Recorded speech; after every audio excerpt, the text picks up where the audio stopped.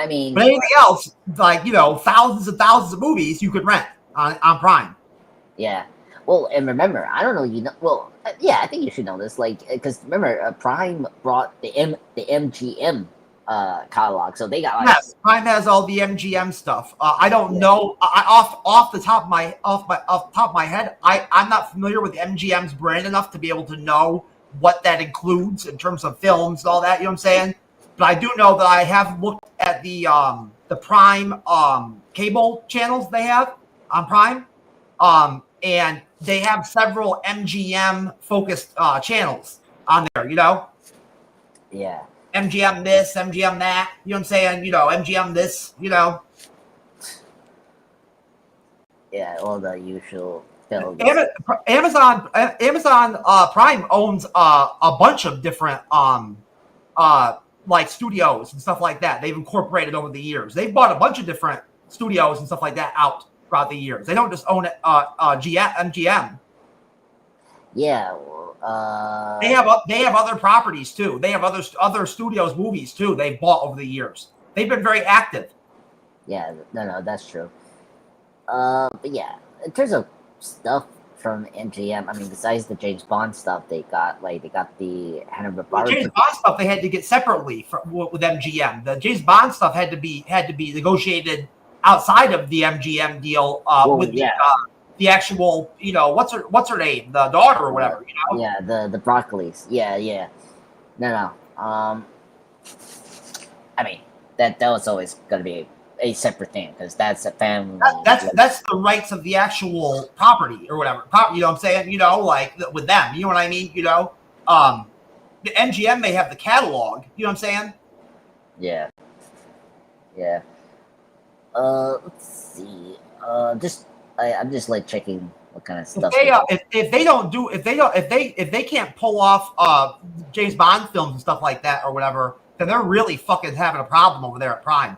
You know what I'm saying? Because making Bond films should be a no-brainer, and it should not be that complicated or that expensive to do.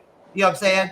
So if Prime pulls makes Bond films, and for some reason they cost $400 million or some shit, that makes no sense. Yeah. No. Well, luckily they have a director now, which is good. And I think recently they had like a writer writing the project, so it's moving along. It's just like the actor. We're waiting for the next Bond actor. So, but that's it. They have a couple. Prime has a couple of things going on the back burner, projects and stuff like that. They have there's one big video game franchise they bought the rights for that they're going to produce films for. Oh really? What's his name is attached to it? That played Superman in the Snyderverse.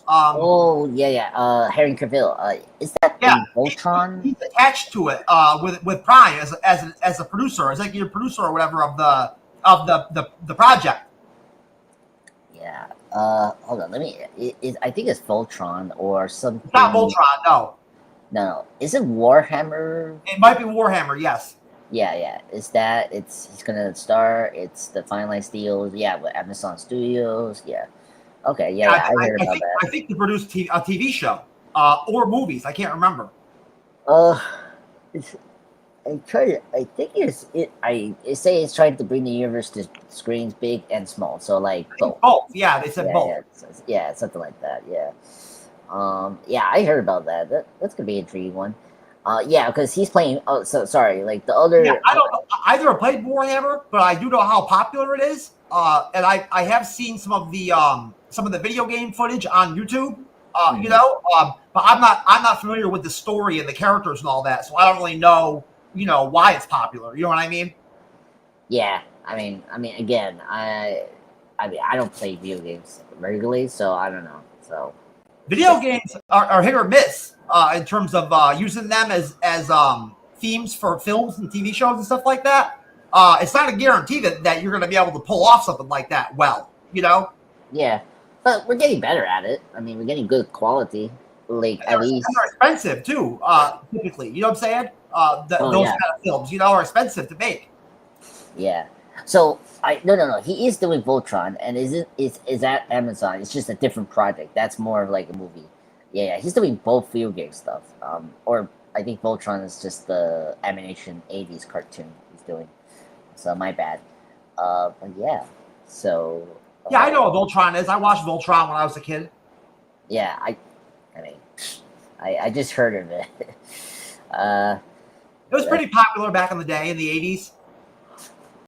Yeah, I love like the '80s stuff, like He-Man and G.I. Joe, Transformers. I have very little recollection of the show and like what it was about. You know what I'm saying? But I do know I watched it. Yeah, yeah. It's like it's similar to like not Transformers. I'm sorry. Power Rangers. Like they use Mega. It is similar to Transformers and Power Rangers. Yes.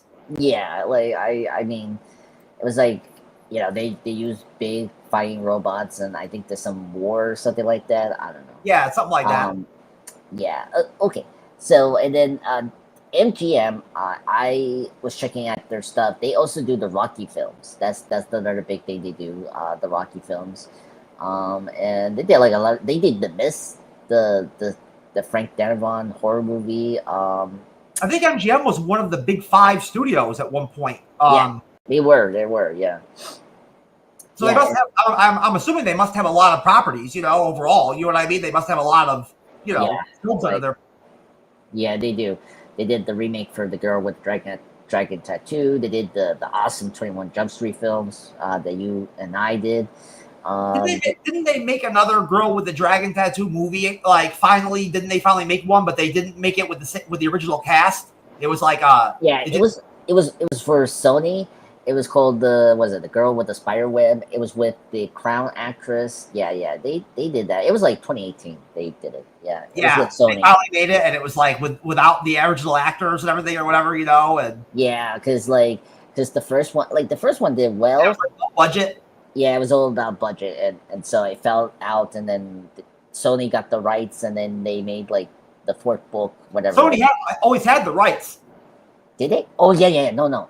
I guess MGM. They decided that they didn't. That Daniel Craig was too. I remember watching a documentary about this or whatever on YouTube. Why this happened. Yeah. I can't remember all the details, but they decided that Daniel Craig was too expensive. He was so popular at that time. That was actually one of the major budgetary sticking points or whatever, with Sony making the next film, the second film of the Dragon Tattoo, series or whatever, was how much it was going to cost them to have to pay Daniel Craig, and they didn't like that, Yeah. Yeah. No, that was a big issue when they were making that. Making the sequel to the Girl, the Dragon Tattoo. Yeah. Well, yeah, because even though the book was uber popular. Even though the first film was really good, and really well done, it was still not super high budget, and it did not make a ton of money in the box office. It was not like a blockbuster film. You know what I mean? No. So there was only so much money to be made off those films. You know what I'm saying? And it's unfortunate because a lot of people were really looking forward to them making another film in that franchise. After the first one. I mean, they had a really good cast going. That first one had great casting, And I forgot the name of that director, but he's very popular and has a very big name, too, that directed that film. I think it was David Fincher from Seven. Yeah. David Fincher did the remake of The Girl with the Dragon. There was a problem getting him on board to do the film, too. The next film, there was a problem with getting him to do it. Yeah, which is weird. But yeah, what's crazy with the one that came out later, the Spiderweb, that was directed by Freddie Alvarez, a great director. He did the Evil Dead remake, and he did Don't Breathe, a great horror film. So that was weird. I can't believe they even decided to finally make one of those films after that long of a gap between the first movie to the second, and then without the same actors. You know what I'm saying? Recast the main character with somebody else. You know what I mean? Yeah, I'm trying to remember if the new one was like PG-13. They were trying to make it like action. It probably was. I mean, that main character in that story is so important. You know what I'm saying? It's pivotal. Yeah, I know. It's so weird. Uh, all right. I mean, there was a lot of really great actors in that first movie. You know, like it wasn't just Daniel Craig and what's her name, you know, that Yeah, played the Rudy Moore. Yeah, like Christopher Plummer is in it. Stellan Skarsgård, who Paul did Skarsgård's in it. yeah, Sean Penn's, Robin Wright's in it. yeah, and then there's other like very good actors from like the like European side. They were there. No, it's just a really well cast, really well done, movie. Very suspenseful, really well written. You know. Yeah, yeah. Oh wow. Yeah, I never realized this. Yeah, like Joel Kidman from the Suicide Squad was in it, and then the Oh, I Electra didn't even realize that Joel Kinnaman was in it. Yeah, yeah. And I'm just looking at the Wikipedia right now, and who else? The girl who played Elektra in the Netflix show Daredevil is in it as well. Because I remember her in that movie because she played the lover for Elizabeth. Anyway, I never watched that TV show that Joel Kinnaman was in that got him started. The Killing. The one with the chick from the X Files. Yeah, The Killing. I think it's called. Killing. Yeah. Or is that? Oh, I. There's a lot. He's in. I heard that was really good. I think it was on Netflix. Yeah, I think it was in Netflix. I think it was The Fall. It was with. No, it was The Killing. Yeah, it was The Killing. Okay. Yeah. Yeah, it was really popular for like 2 or 3 years. You know, and like really well acclaimed. Yeah. Yeah, it ran for 3 seasons. Maybe even started on another network and then went to Netflix after the first couple of seasons. I think I can't remember. Yeah, so because AMC canceled it, and then but its third season and fourth pick up by Netflix after that. Yeah, that was one of the first shows I think that Netflix picked up like that at that point. You know what I'm saying? Yeah, it was before. It was before the rest in development. Like, because they started to pick up like a couple of the shows that got like canceled. That was a really weird decision, honestly. When they tried to bring that show back, I watched it, that first season when they came back. Everything had changed after so many years. Like, like it did not feel the same. The show. You like the original Arrested Development? Those first seasons or whatever are great. Yeah, I need to see it. I don't know. Its humor is not like for me. I seen a couple of clips. It was like, okay. It's a very entertaining show. Yeah, I mean, it has good cast there. I mean, I love Jason. Yeah, it's a very funny, well cast show. Overall. Yeah. Will Nat is funny. He's great. He's gonna be the best Batman. Oh yeah, and that older actress that was on Archer is on the show too, and she's very funny. Oh wow, that's interesting. Okay. What else did the NMGM has? I mean, they did Cabin in the Woods. Yeah, they did a little like blockbuster stuff. They did the Hobbit films. With Warner Brothers. And yeah, they did the new Creed films and other stuff. They were just a movie studio. They never did television, right? No. I think they started it after the streaming wars, right? Like that was when they started doing that because they have their own channel now. Like was it MGM Plus? Do you ever remember Parliament? Do you ever remember? Do you ever remember back in the day, Paramount ever having its own TV channel on cable? Yeah. I don't. Did they have their own channel back in the day on cable? Yeah. So, okay, it's a weird thing. What was it called? Well, it was called. Well, first it was MTV first. No. I'm saying, was there a Paramount Plus type channel? Oh, no. At some point on cable, do they have one? No. So no. Okay. I don't want to keep it. No. So they had their own channels, but it was not under their name. It was with another another name. Under a different name, probably. Yeah. It was much later when they started to change the channel's name to their actual name, Paramount Channel or whatever. Yeah. Let me look at it now because they changed so many. I've seen it on some lineup of channels on some service or whatever. I've seen Paramount, the Paramount Channel. Yeah, it was Spike TV. I don't know if you remember that. That was the name, the original name they were under before the Paramount Network name. So, because originally it was called Spike TV, ran from like 2003 to 6, and then like it was just called Spike from 2006 to 2018, and then 2019 is when they changed it to, well, 2018 they changed it to Paramount Network. That was when Yellowstone became a big thing. So, yeah, So there actually is a Paramount Network channel on cable yeah, or whatever that plays yeah, Yellowstone, all that kind of shit. yeah. Right now, yeah. Before it was like under a different name, and like it was like after 2018 they changed it to their name. You know. That's right. Yellowstone has actually been out for a while. That show's been around for a couple of years and it's still active. Oh yeah, I mean, did I tell you me and my mom bench watched that at the beginning of the year? It was great.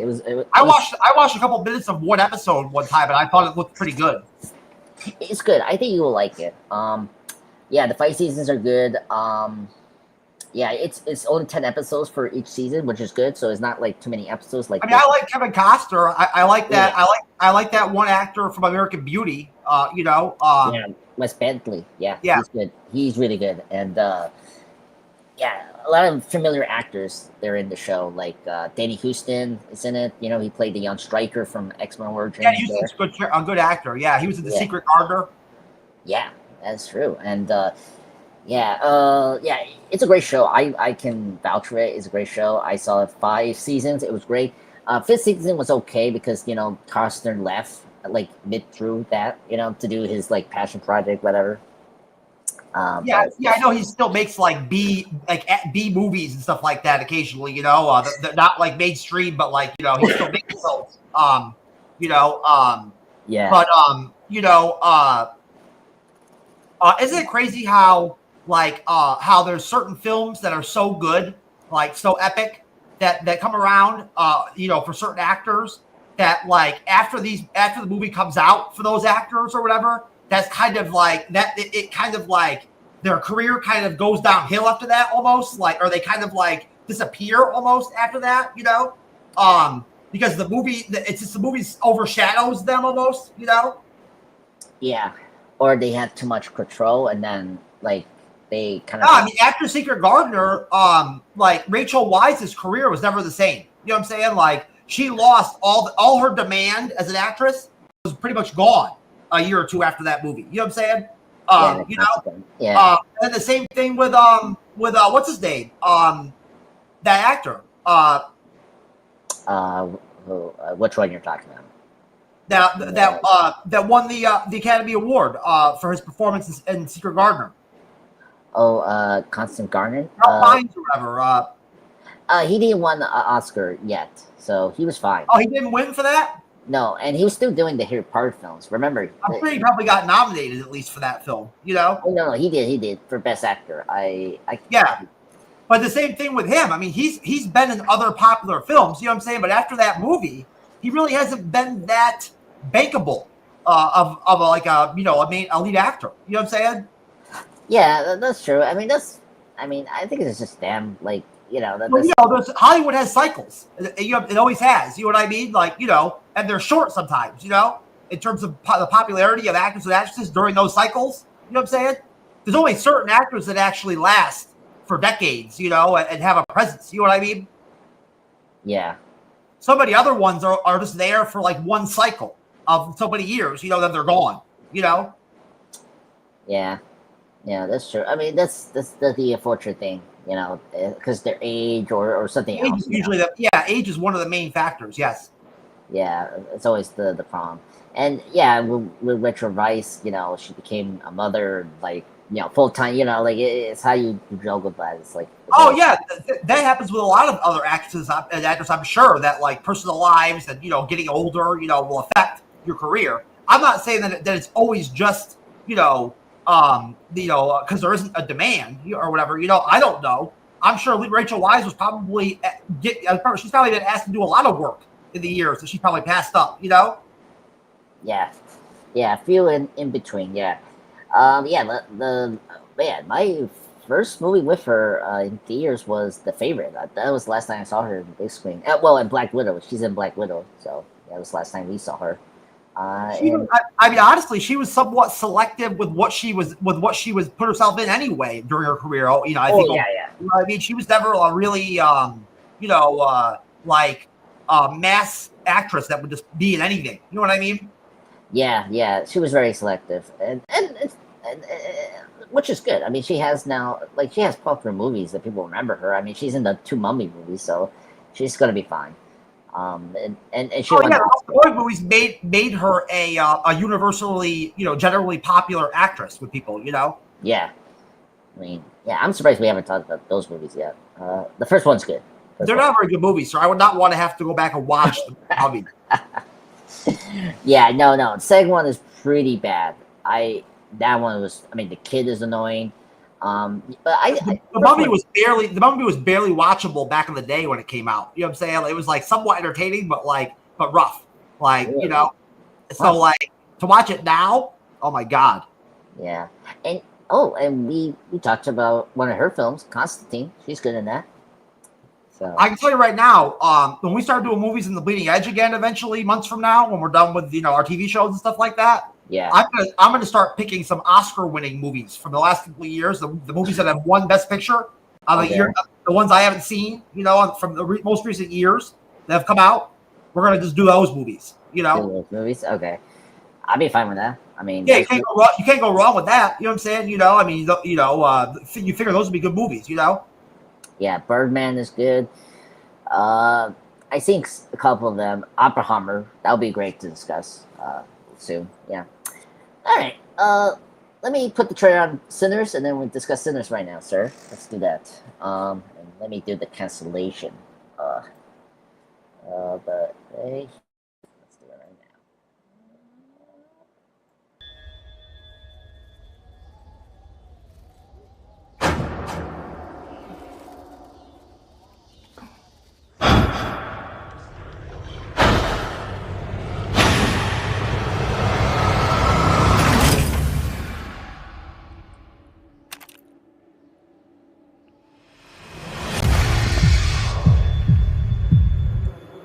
I've been all over this world.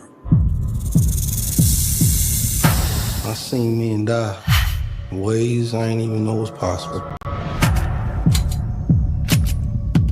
Love you, brother. Be careful. I will.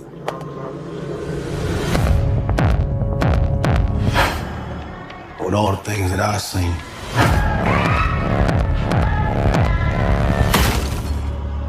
I ain't ever seen no demons, no ghosts, no magic. Till now. Hey, get back inside.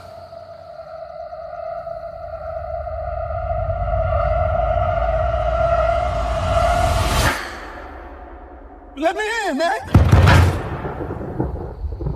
Some weird shit going on out here. You keep dancing with the devil.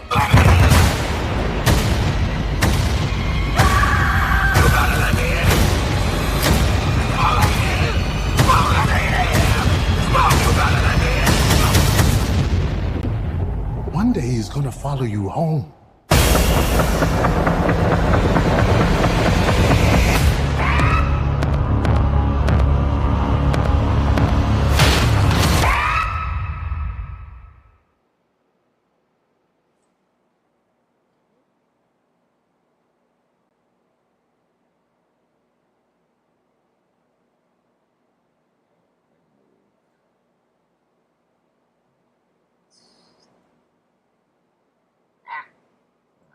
That fixed.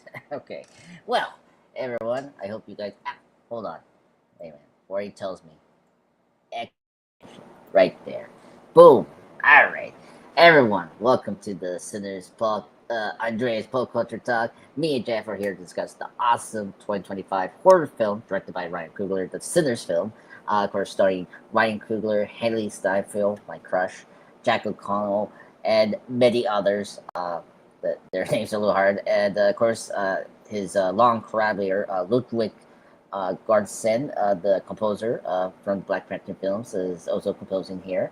And I'm very excited to talk about this film. I rewatched it today. It was great to rewatch it. I saw this in mid-April with my friends. I was so excited and excited to talk to you, Jeff, about the film. give me your general thoughts about the film. Do you like it? Dislike it? Tell me, sir. Go ahead. Oh, and you mute, sir. Sorry. Oh, okay, my bad. I muted myself. Yeah, no worries. That's okay. The way my microphone is set up in the garage, my wire is right by my leg, so like all it takes is one tap of my leg and I'll go mute. Yeah, I mean, Sinners is okay. I mean, it's very much like like Alien Romulus, very watchable, like an entertaining film, which, at the end of the day, not all movies that come out are entertaining to watch. You know what I'm saying? Unfortunately, they're not. You know what I mean? That's just a fact. Some films, sadly that we review occasionally, together on the Bleeding Edge, aren't that good, or don't hold up that well. You know what I'm saying? Over time. You know what I mean? It happens. You know what I'm saying? As far as like for a newer movie, a newer, 2025 film, you know what I'm saying? To make the separation, clear, because we are in kind of a weird place, I think, with film right now. And I'm really starting to wonder if the whole historic normality of having decades of film like the 70s, the 80s, the 90s that are so easily identified with the culture of that decade at that time, you know what I'm saying? And so and tied to that culture of that time, you know what I mean? And to the technology of that time and that decade, and the fashion and all that, you know what I'm saying? I feel like that identifying presence with decades has really eroded and slipped for the last couple decades. It was kind of there in the beginning of the 2000s. Coming off the 90s. You know what I mean? By the time we got into the 2010s, to now, I feel like I'm not sure if we have movies that coming out at this point at the level we used to be getting in those decades. We're not getting that many good movies anymore like that. They're just not coming out. You know what I'm saying? Yeah, it's over. Yeah, well, unfortunately, you got. We're not seeing impactful films coming out that often from year to year lately. You know what I'm saying? That are actually impactful. That are like Lord of the Rings level. You know what I'm saying? Like super high level. Oscar sweeping. Contending type films. You know what I'm saying? There's still movies that are coming out that are getting nominated with a lot of awards and things like that because that's going to happen every year, right? To some films, you know what I'm saying? Somebody has to win the awards, But in general, I think that you'd agree that in terms of, just generating really watchable, entertaining movies of different genres, action, romance, comedy, horror, whatever, in the last 5 or 10 years, besides the dominance of the MCU and their movies and stuff, there aren't as many quantity films, coming out anymore, that are that of quality, it feels like, going to theaters every year, or coming out on TV every year for us to watch, right? Yeah. So Sinners is a very watchable, entertaining movie, it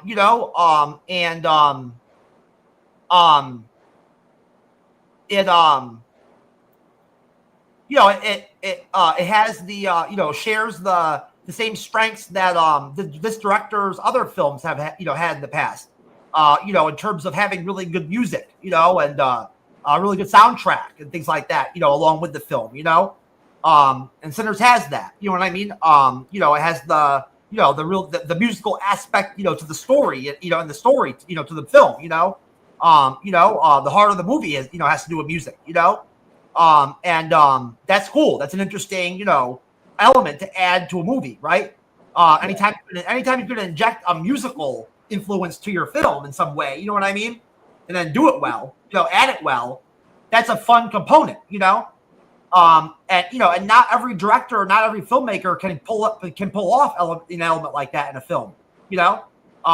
Sometimes it doesn't work when people try to add music, or singing and things like that. You know what I'm saying, to a film. It doesn't work sometimes. It works in Sinners. And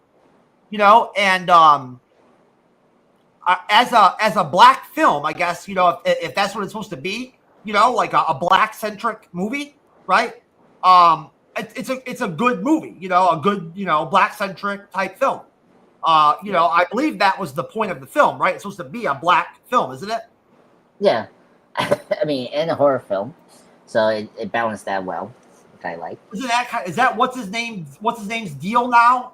Is he just making black films now? Ryan Coogler? Yeah. I mean, no. I think he's trying to be more like soundtrack director, like doing like something like Sinners, bit like that. Like more like Christopher Nolan stuff. Yeah. No, but I'm saying is he trying to make black films that are black centric? Oh, that I think all his so. movies are cast with blacks. You know what I'm saying? Like there's very few Caucasian people in his films. So like, very few. I'm wondering, is he trying to like actually tap into or make films for that, niche?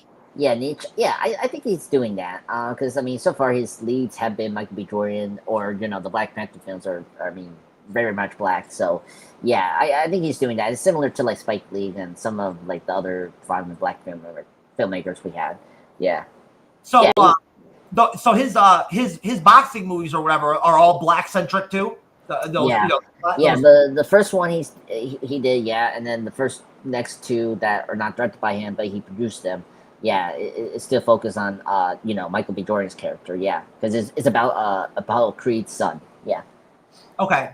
Yeah. Okay, and I'm okay with that. I have no problem with. I mean, for a long time now, for many years, going back to like the 70s, there's been that niche. That used to be quite popular in the black community in the 70s. Those black exploitation films that came out there for a while.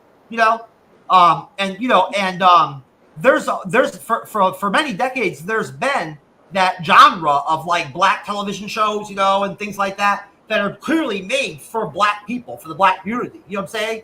They're still popular with everybody. You know what I mean?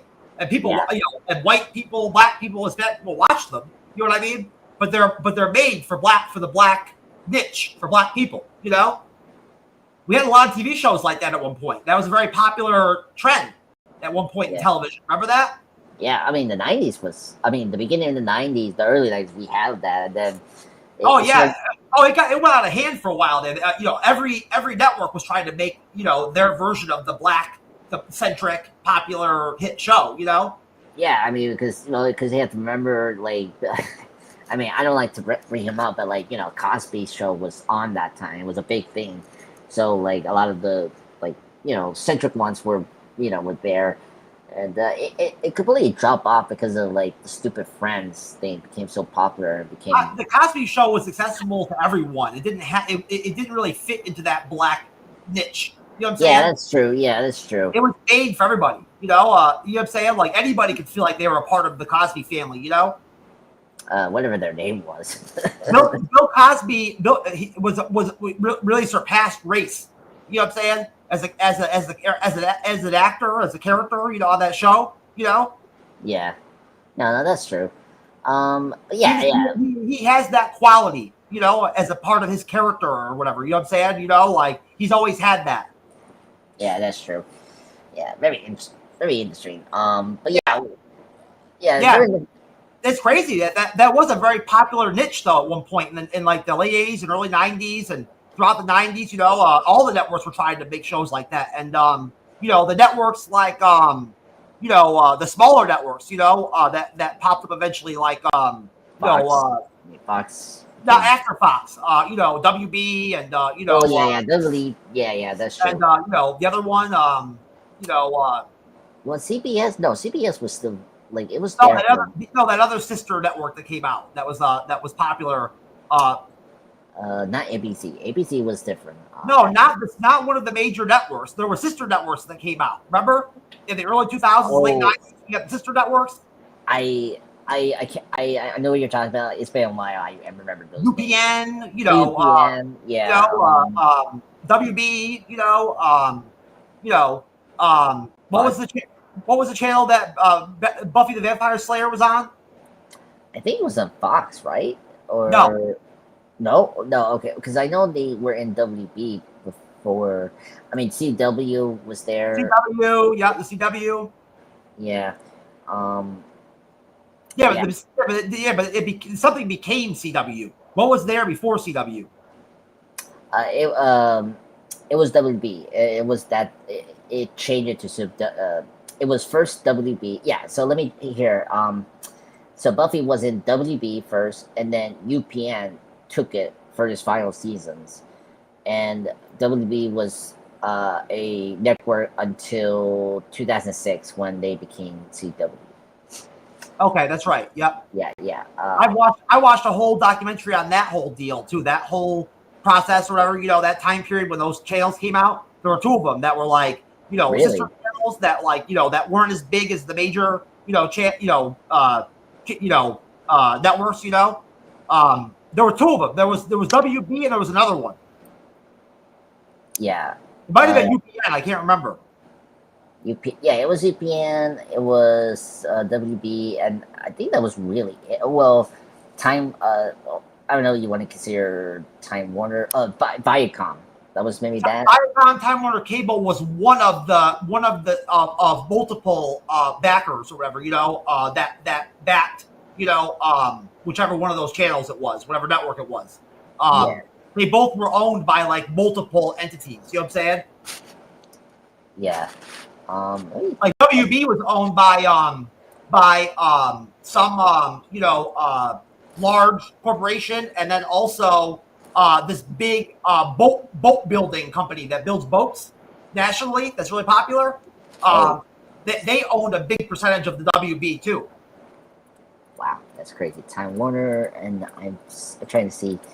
Yeah, it's weird because some of these are like, yeah, because you're right, because some of them were owned by other systems. Like UPN was owned by United Television and Paramount Television, and then Viacom, and then CBS. So yeah, see, that's a lot of different entities. You know what I'm saying? Yeah. It's really hard to track these things. Business can get very complicated when it gets into the nitty gritty, of certain aspects of business, and logistics of like television, and movies and all that kind of stuff. It gets deep when you get into the legal stuff, Yeah, I mean, because with the UPN makes sense because Paramount was like at the time was splitting up from Viacom during 2006, and so it makes a lot of sense why UPN stopped around 2006. Yeah, it's a very weird, like as you were saying, for a complication with these deals, the companies. Oh, crazy. Is the CW still active? Yeah, it's still active. So like the CW got like Cell by Warner Brothers. They are now owned by another company now called the Next Star Media Group. Where did the Flash and all those DC shows? What network did they come out on? They were in the CW. Yeah, they were in the CW. Yeah, they were all in the CW. Oh, that's right. I forgot about the CW. Yeah, that's when you hear the error board. What does the CW stand for?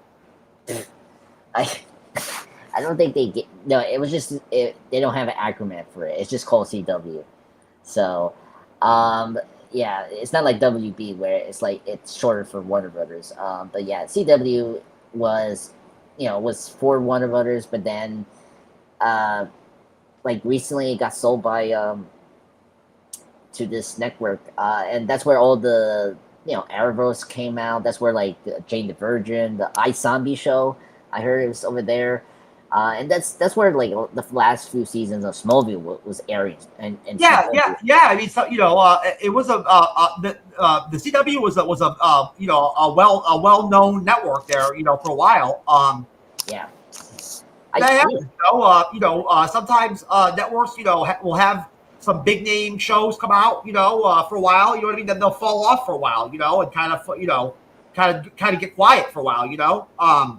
I mean, there's some small networks out there, on cable and on TV, that make TV shows and movies and stuff like that are out there, like Oxygen, Yeah, I remember Oxygen. Yeah. There's There's a couple channels that put somewhat known TV shows out every year, that are very small network channels, TNT. I mean, that's the other one. TNT. There's ones even smaller than TNT, that I just can't think of the names of. Yeah, that's it's been so while. There's some weird, not very heavily known networks out there that exist. They're just not really well known. They don't. People don't watch them that much.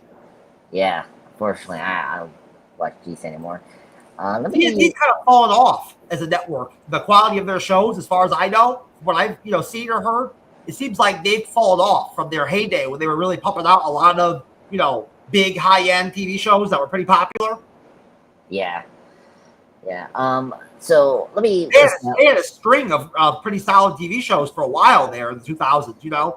On TNT, Good Wife. Yeah, The Good Wife, Leverage, and what was the one with Steven Spielberg? He did they had several with big name actresses, actors on the shows and stuff like that. Yeah, a couple.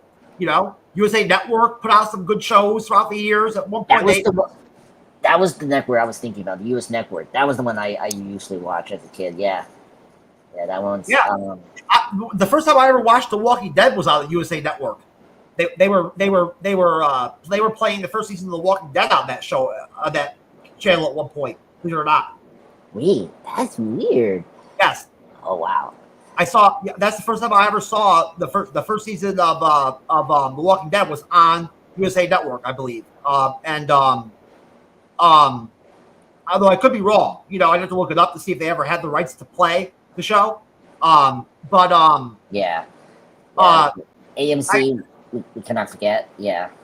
But I could swear at one point I did when I first binged the show. It was on USA Network, I thought.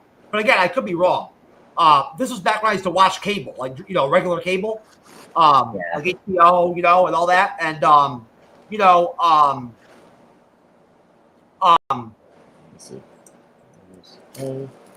my point is at one point in the 2000s, I can't exactly remember when, USA Network was putting out some pretty well-known high-end TV shows similar to TNT, that were popular.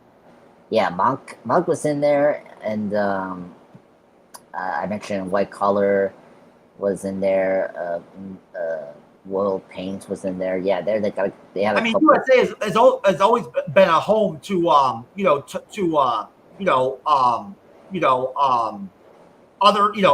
TV shows that have been made on other networks that they bring in and replay their episodes. They've always been known for that. You know what I mean? I used to watch Law and Order SVU on USA Network. Yeah, same here, and NCIS is one of them that I see as well. But they've produced their own TV shows too every year, for many years, and not a ton of them have broke out, but a couple of them have. Suits was in it, so that was a big one. What else? Chucky was there for the 3 seasons. Let's bring that up. That was in our that show that Remy Malik was in or whatever. Oh yeah, Mr. Robot. Yeah, Mr. Robot. Yeah, it was airing there. Yep. No, good point. Bringing that up. Yeah. That was another show I forgot that it was airing there. The Dead Zone. Mr. Robot first came out. It was very popular and really well known. For USA Network. Oh, I know. It was very big. I mean, that's how the actor from Kristen Slayer from the Heathers movie. Really brought his career back. Yeah. That was a big push for his career. Yeah. He got a bit part gig on Archer after that. Oh really? And he became a pretty active character on Archer eventually. Yeah. Oh, that's cool. Other than was it Nick at Night or what was that channel? That I used to watch Nick at Night when I was a little kid. Yeah, MeTV. I don't know. You seen that? I used to watch Mr. Ed and all those old shows and stuff like that. Oh yeah. I just found MeTV Tunes, and I just saw some of my classic cartoons I was watching when I was a kid. What else? You brought up Oxygen, True Crime Network. That was another one I remember watching. There's one network that I just can never remember the name of it, but it has a weird name that has produced some new TV recently in the last couple of years. They're a cable channel, cable network. But the TV shows they put out are very low key. Like they're not, they're very CW style. Like they're not very well made. They're not high budget. I that part I probably don't know. But yeah, those are the networks. I mean, PBS. Let's not forget about that. PBS is very iconic. Who put out that Norman Bates, TV show? Okay, hold on. Let me put that up. That what's his name? That actor that played a doctor on TV there for a while. The Good Doctor or whatever. That actor was on that show. Yeah, it was in the channel called. That one actress that I really like too was on that show. Yeah, she played V for America. V for America. Yeah. Yeah, she was in the show. The network that you're talking about is A&E. That was another show that that was on A&E. Yeah, that was an A&E. I don't know. The show was Landmine or whatever it's called. I forgot A&E even produced regular television shows. No, they did. It was just like serialized television shows. I forgot A&E even did that. Yeah, I know, because they're so popular with the. It's rare that they do that, isn't it? From what I remember, that they actually make serialized television shows. They don't always do that. That's not their strength. No, because it was usually reality TV. Yeah, the only show they got successful was Bates Motel, because that was the one people like. My friend Kristen watched that show, and when I got to know when they did put Bates Motel out, wasn't that kind of a rare, weird kind of thing for them to even put a TV show out like that? Not really, because their channel was that was the channel I saw police stuff with my dad. So A&E is with the channel you watch for documentary reality shows all day long. You know what I mean? That's what they produce. Yeah. Yeah, it was a weird way to do that. I mean, because the Bates Motel is psycho. Overall, I don't remember. My point is, I don't remember A&E having a lot of other TV shows throughout the years that they've put out ever. No. It was only Bates Motel I heard, and that was really it. Because the only stuff I knew from them was just, as you were saying, for reality TV stuff. I don't think they've put a TV show out since that show came out. Yeah, they stopped. Remember the Bates Motel show? I don't think since then. I don't think they've made another show. No. Their last attempt was that Damien show that was based on the Omen movie, and that was really it. And they just stuck with reality stuff and all that we were saying before. Yeah, A&E's good at that. They're good at producing reality and documentary style television. Yeah, I do like those. They have Star Wars. They're funny. and plus doesn't A&E also put out a lot of historic military content like that too and stuff like that? Let's see. Yeah, I think so. It's been a while I remember, but yeah. Let's see. Sorry, let me check. Yeah, they did military stuff here. I mean, it's usually home stuff, regular things, I don't think military is one I associate with them. But A&E produces a lot of reality TV, don't they? Yes, they did. Yeah. Is A&E the home of a lot of the major popular reality shows that are out there that come out every year? Yeah, they the deep sea fishing shows and the Alaska shows, all those shows and all that crap. They all come out in A&E? No. It's just Star Wars, because those are over Discovery Channel. I forgot the main channel that Discovery uses for those shows you just brought up. Their main reality franchise is Star Wars and the First 48. That's the main ones that. Oh, okay. Yeah, the First 48 is really popular. There's Amazon Prime, their cable has a first 48 channel. Yeah, I have it here. Yeah. Duck Dynasty they have as well. That's I never one. understood why Duck Dynasty was popular. To be honest with you, I never understood what was entertaining about Duck Dynasty. To tell you the truth, but then again, I've never been a big consumer myself of those kind of reality shows. That's not my thing. Yeah. Me and my dad liked it a little bit. It wasn't like our regular showing. We just like The ones I watched were those Alaskan reality shows that were popular years back. You know, that got really popular. the last. Variety or Discovery or whatever. They were making so many of them. Yeah. Hold on, let me Discovery. Yeah, see, my family did watch a lot of Discovery Channel. That's where like Daly's Catch. My favorite one was the one show they had. I can't remember the name of it, where they would go to Alaska and then show you like local Alaskans that actually like lived out in the elements. You know, like the old school way. You know, Really? like built their houses the old school way and lived off the grid and shit like that. You know, those kind of it was a show based off that.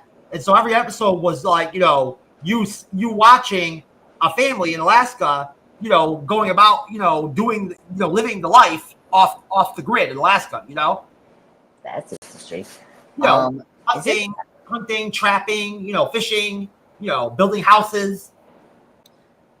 Okay, so is it Alaska Last Frontier or Bush People? No, Alaska Last Frontier. Okay, yeah, they produced that.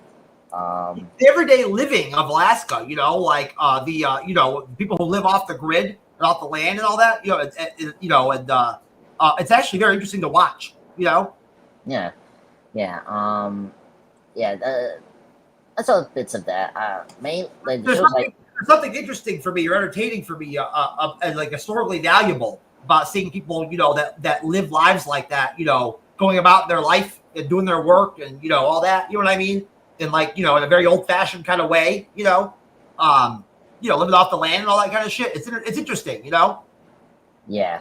No, it's very interesting. We saw clips of it, but it wasn't. I wouldn't want to do it myself. You know what I'm saying? Fuck that. You know what I mean? Have to hunt for your food and shit like that. Fuck that. No. American Chopper. Me and my dad got into that. I used to watch that when it was on. Yeah. Yeah, Catch Cab. They did. I remember that.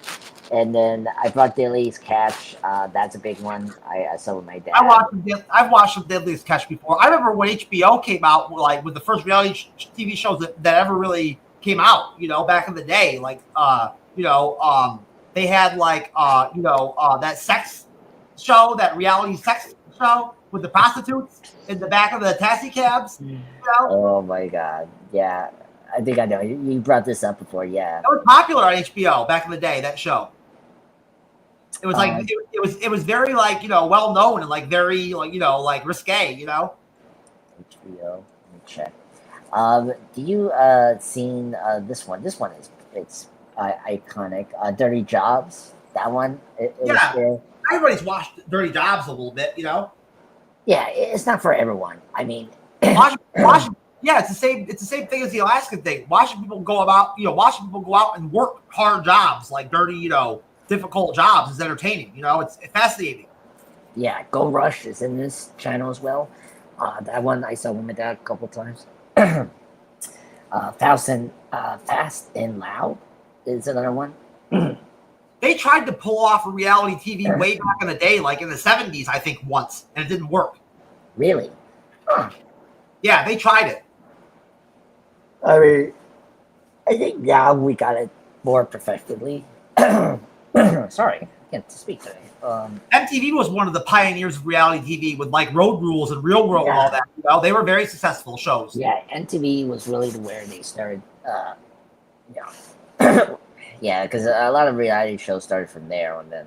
Oh yeah, there's a whole industry of reality shows now on different networks. I don't watch them. That all use that same model. Just putting people together in a house, and then taping them. Yeah. What is it? Big Brother style type shit. What is it? The E. the channel E that was showing the Kardashian show. That one I saw briefly, um, and the Osborne show as well. Yeah, I used to watch the E Network back in the day. It was a somewhat popular channel that had some interesting reality shows, and stuff like that. Yeah. So yeah, I mean it's crazy we had so many of those back in the day, but now it's different. But yeah, kind of crazy. Yeah, most definitely. You know, I think it's interesting. I think that television, I feel like, is still doing somewhat pretty well overall. I don't feel like television has had that same sort of like lack of lack of quality, maybe like movies kind of in terms of output every year. Yeah.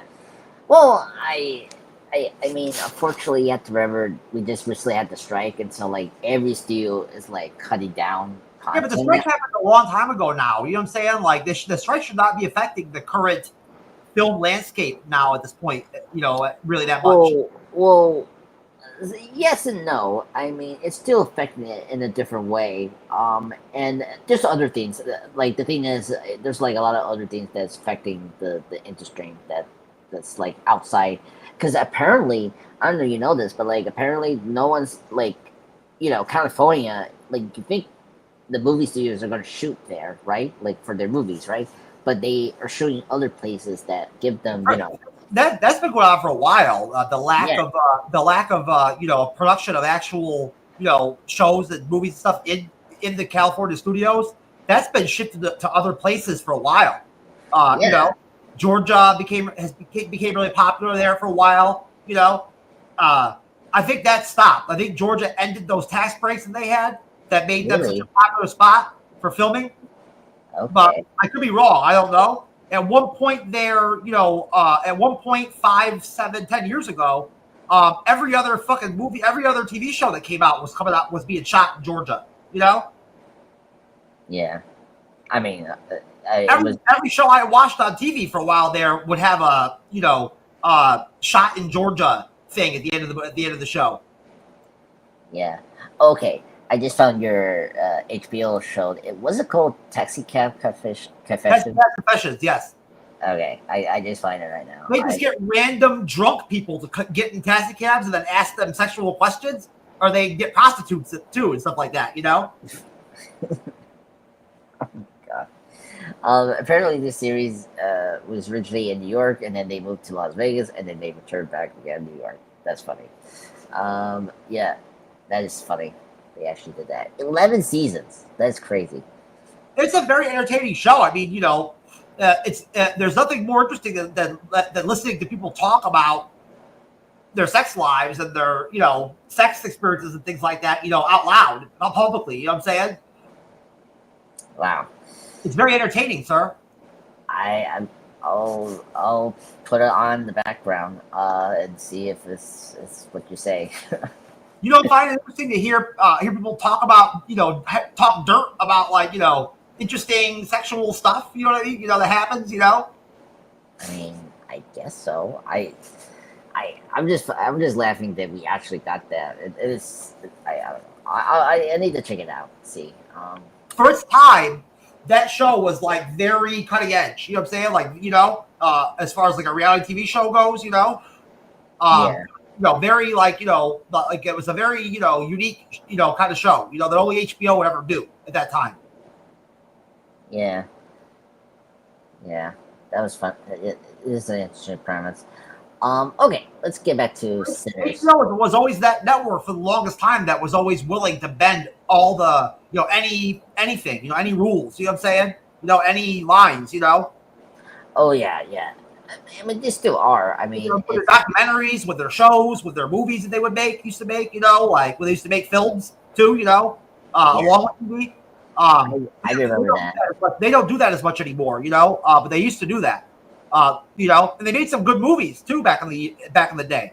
Yeah, that's true. HBO Films.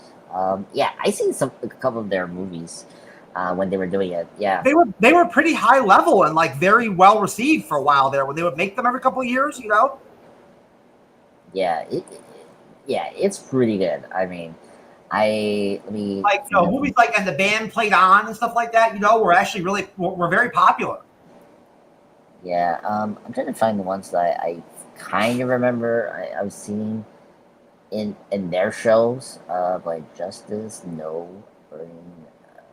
At one point in like the late 90s, early 2000s, HBO was was like such a big, you know, popular entity that like they could pretty much cast any big name actor or actress they wanted to in one of their films, you know, and they could get them. yeah. No, it was always just surprising that they got those like big major actors. HBO was the first studio or whatever, you know, to actually put out TV shows with big name actors and actresses leading the shows, you know, like movie actors, you know what I'm saying, being on their shows, you know. Yeah. Well, I mean, John Adams. I don't know if you've seen that. That's something I want to see soon. Yeah, they got a couple. Yeah. A lot of times their movies were always like historically valuable or like, you know, like based off true stories and things like that. You know what I mean? Yeah, I'm just checking now. They still make movies. It's just like it's either they work together with studios. That's the thing with the HBO films. It's like they either co-produce with other studios or like other studio brand. And yeah. Well, that doesn't surprise me. They've probably always done that, but whenever they've made a decision to not make, you know, as many of those movies as they used to make. Is my point. They used to make quite a bit, but they don't anymore. Yeah, well, I mean, they still make documentaries and things like that. You know, they still do. You know what I'm saying? Yeah. You know, and from what I understand, and remember, those were always well done too. You know, HBO documentaries and things like that. You know. Yeah. When I was growing up, I remember their documentaries were a big thing. A lot of their movies were always targeted towards like actual historical events that were important and things like that. You know what I'm saying? You know? Yeah. Like, you know, they were films that had like a voice, like a message about them. You know what I mean? You know? Yeah. Ooh, okay. Yeah. So yeah, HBO has a lot of content. I need to check out some of their content. They're pretty cool. Yeah. Well, I mean, HBO was the Amazon Prime of cable. You know, at one point back in the day, you know, it was the one place where you could find, you know, a mass amount of movies to watch. You know what I'm saying, or whatever, you know, you know, on demand. You know. Yeah, I used to have HBO. It was always fun to like, see the movies I wasn't able to. Oh yeah, especially when they started adding more channels. You know, there wasn't just HBO anymore. There was, you know. Yeah, Showtime. No, not Showtime. Remember when they expanded HBO and they had HBO B, HBO C, HBO Action, whatever. Action, yeah. You know, I remember that. At one point, there was like I'm sure there still are. You know, there's probably more now. At one point, there was like 5 or 6 different channels you could choose from. You know. Oh my God, yeah. There was a lot. Yeah, and that really expanded the amount of movies you could choose from. You know what I'm saying? Yeah, it was crazy when they did it. Yeah, they had it was for like specific genres. Yeah, like they had like they all do that. They all do that now, and they have for a while. You know, Cinemax, Showtime, Stars. They all have multiple channels on cable. Yeah. No, that's true. Okay. Stars has put out some decent TV shows over the years. They put out TV. Oh yeah. Yeah, Stars has really good ones too. Cinemax and Showtime, they produce television too. Yeah, I never got into what was that channel you just brought up? Cinefix. Yeah, once HBO got really popular at making television, eventually all those networks got around to doing it too. You know? Oh yeah, when something exists, everyone wants to copy yours. Yeah. Yeah, of course. Yeah. It was bound to happen. Yeah. Yeah. I'm pretty sure that that Stars, Showtime, Cinemax, they've all at some point in the years had 1 or 2 or 3 popular shows come out. Yeah, they had Stars Stars has Outlander. They had Power. Stars makes all those 50 Cent movies and shows and stuff like that. Those black, black orientated shows.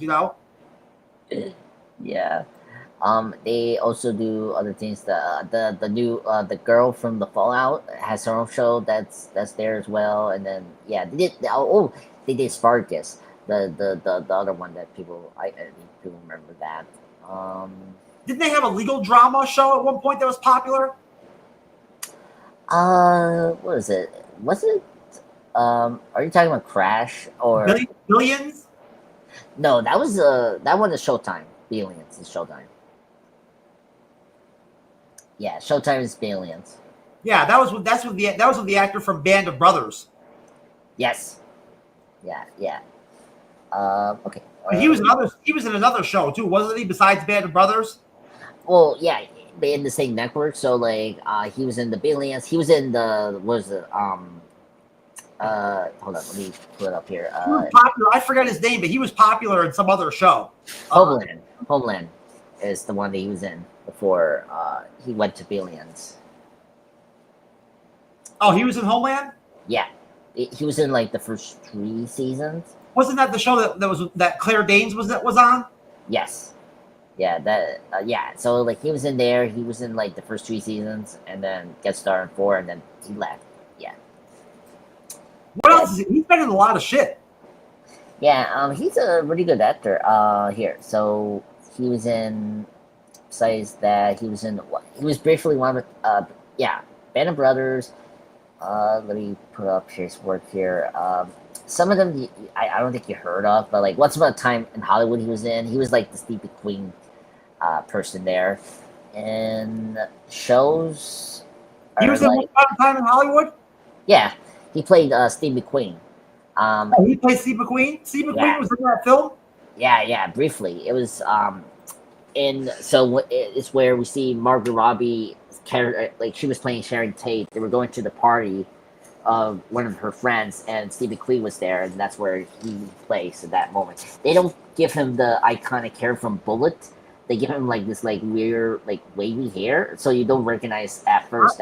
I know him by his name, but I've never seen any of his films. I don't watch old movies.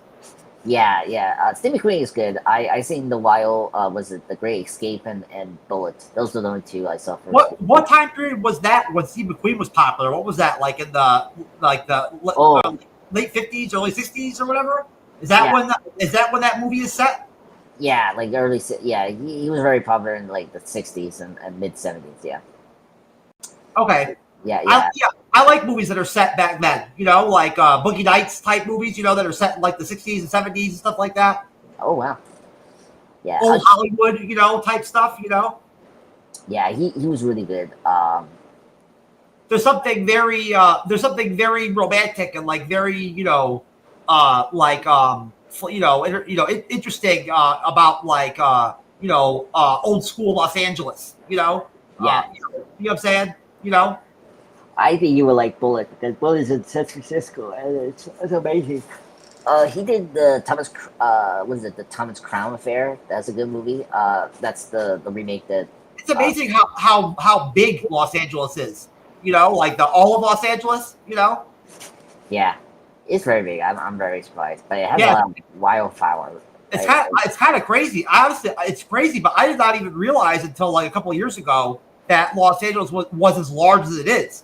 Overall, Yeah, I'm very surprised. I didn't realize that all those other well-known cities from California or whatever were in Los Angeles. Yeah, it's really big. Life. Oh yes, he was in Life. I don't know if you heard that. That was another one that was like big one. Okay. That's really Paul Giamatti was in Billions too. He's great in that. I heard. Yeah, I know Paul Giamatti was in that. Yeah. Yeah. So a lot of like actors that like are in that. Yeah. That's really it. And there's other shows. I don't know. You heard like Dexter. Actually, yeah. That's another thing. Dexter's in Showtime. That's the big one. Ray Donovan is in it as well in Showtime. Yeah. I used to watch Ray Donovan when it first came out. Yeah. Apparently Stargate is in Showtime as well. It aired. Is that when Stargate first started on Showtime? Yeah, it ran from 1997 to 2002, and then they moved to Sci-Fi for 2002 through 2007 for this final season. That's what I thought. Yeah. Yeah, that is interesting. I didn't know that. That is weird. Okay. I forgot that too. I forgot Showtime produced that show. Yeah, That was a really popular show at one point too. yeah. I mean, multiple. Like I never saw the shows, but like, they put out like 5 different shows, right? Yeah, like Atlantis, Universe, yada yada yada, like all like spin-offs. And some of them were actors like I know Jason Momoa was in one of these shows before he was in Game of Thrones. But yeah, it's crazy. Oh my god. I personally never got into any of those shows because they look kind of like stupid to me, like silly. Yeah, I don't know. I've seen briefly the movie, and I don't know. The premise is okay. I don't know. The movie wasn't very good, so I couldn't imagine how bad it is now. Oh no, I don't think we should get into The movie was not well received when it came out. You know what I'm saying? No, it was like slog, sci-fi action. I remember watching it as a kid and like being able to tell that it wasn't very good. Yeah. Okay, what else they had? Oh, so like comedies, they had like Weeds was from here, and then that's right. Weeds, yeah, I watched Weeds. Weeds is a good show. Was it this one? Californication was there. Was it Shameless or whatever on Showtime? Hold on. I think so, right? That was popular. Yeah, hold on. I think they put Shameless is there. Yeah, that was in Showtime. I remember that ran long too. Oh, God. What else that came out here? Yeah, there's like other things they had here that was big. Okay. What else? Master of Horror. I don't know if you've seen that one. I heard my friends like that one. That's good. Yeah. So crazy time to talk about backwards. All right. Let's get back to Sinners briefly. Okay. So anything else to say about Sinners, sir? I think you kind of nailed the head. I like the film. I think it's still one of the best of 2025. I just think it really captured I don't know, like it really has that like pulpy kind of action feel to it, which I like, and it's one of the best vampire movies ever. I think Ryan Coogler did a good job making a good vampire movie because as of late, some of the vampire movies haven't been successful except for one, Nosferatu, came out last year. That was I personally didn't get the pulpy vibe from it. You know what I'm saying? But that's just me. Yeah. I don't think pulpy was the right word. I really enjoyed the time period. I just like the energy it has. I like the lore they have. I don't feel like what's his name? The director. Why I can't remember his name. I have no idea, but whatever. Ryan Coogler. Yeah. Coogler, I don't feel like Coogler does pulpy the way his style of film. You know what I'm saying? Yeah. Even though Sinners is a very way in a different direction than his other stuff, I still don't feel like his style of filmmaking involves like a pulpy or like a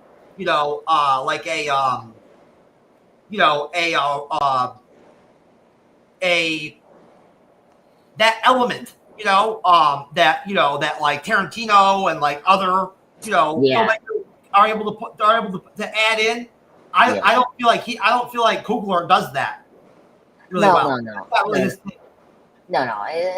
It's more like he does a good job of balancing like the deeper things into this more like very like crazy horror. It's an adult film, with adult themes, but it's also made to just be a very entertaining film, a very overall, exciting, entertaining, movie, that's very watchable, but it's not, but it doesn't go out of its way at all to be gory, or be, or be sexual, you know what I'm saying? Too much, you know what I mean? He doesn't go to those places, Yeah. it's pretty gory. I mean, not as like crazy. We had some sex. I mean, None of it's accentuated though. You get yeah, what I'm saying? So, yeah. No. I'm agreeing with you. It it's there, but it's not like crazy. like I said, it's a very adult R-rated film. I think. Yeah. I agree. No. I understand. Yeah, but I just really like it. It just it just hit the right buttons. And compared soon I'm going to see Weapons, another horror film. See like either that will knock this out as my favorite horror film or 2025 film. But like at this point I like this film. I think it's really deep, but it's really fun. I mean the vampire stuff is really great. Speaking of performances, I mean Michael B. Jordan.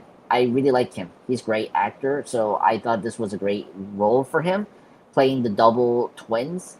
Um, and Hailee Steinfeld, great actress, love her. I thought she was really great here. And Jack O'Connell, who plays the villain, the Irish vampire, he's really good. I seen a couple things with him. He's really good. Um, he was in he wasn't in 20 Years Later, but he's briefly there. But yeah. And Beefy Teen's in the movie. She was great. I really liked her. I mean, she was the wife of one of the twins. I think Smoke. He was the ex-wife. But yeah, I think it was a fantastic movie. I'll give it a 10 out of 10. What's your rating? I'm kind of curious how you rate this film. Oh, I don't know. I guess maybe like an 8. Okay, I like that. Yeah, that's reasonable. Yeah, I mean, it has a lot of really positive and good elements, working for it as a film. You know what I'm saying? I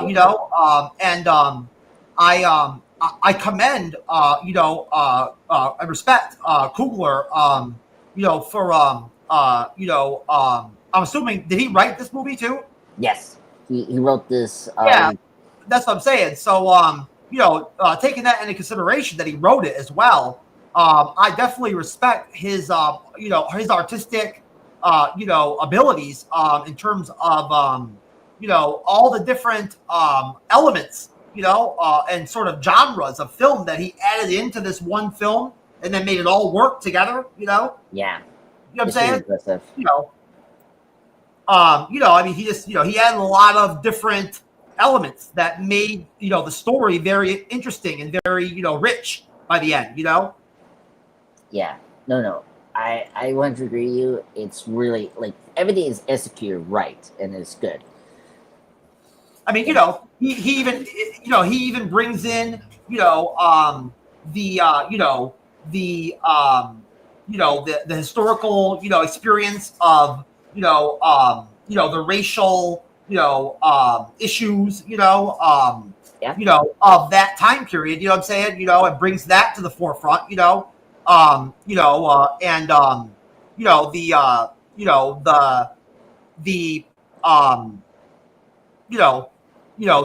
sort of where things were at with with black and white relations in that time period, and like the 40s, 50s or whatever, right?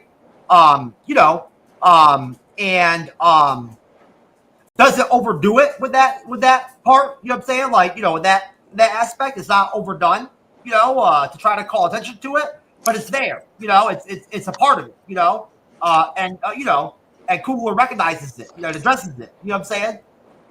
Yeah. No, he doesn't hit you in the head with that. And then of course he throws he incorporates the Ku Klux Klan into it too. You know what I'm saying? And I think that's well done. It's a small element of the film, but it's still there. Yeah. And historically, of course, at that time in the South, the Ku Klux Klan was a reality. Yeah, it's true. Yeah, I was surprised he was going to touch that, but it was a big surprise towards the end. Yeah. Well, hey, I mean, if you're going to make a movie at that time period, in the South with black people, that the Ku Klux Klan is hand to hand, is right there. Yeah, that's true. And I like how he did it. He just made a great ending to like kill them off. So that was good. A lot of people were in the Klan back in the day, Yeah, it was very big at that time period. Yeah. I knew they were going to do something with that when they mentioned that he was like a former Klan in the beginning when they were buying the. I mean, back in the day, going as recent as like like the 50s and 60s and shit. Like you couldn't even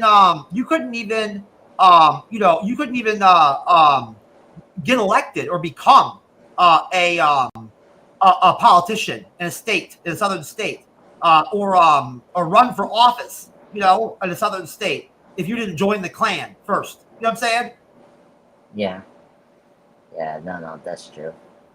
Yeah, dude, participating in the Klan was like, you had like a no-brainer. Like it was like a guaranteed thing that had to be done back then, to like be able to, like do anything.